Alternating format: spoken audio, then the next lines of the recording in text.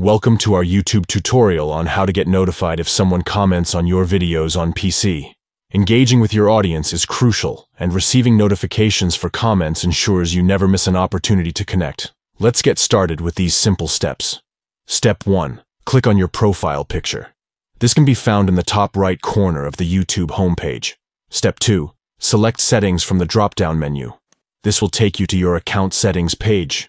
Step 3. Click on Notifications in the left sidebar. This will open the notification settings for your account.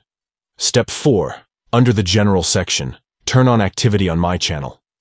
This will enable notifications for any activity on your channel, including comments on your videos.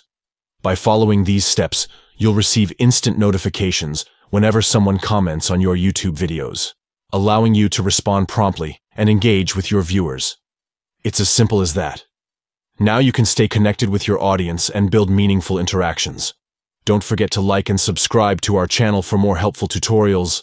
Share this video with other YouTube creators who want to enhance their engagement too. Thanks for watching.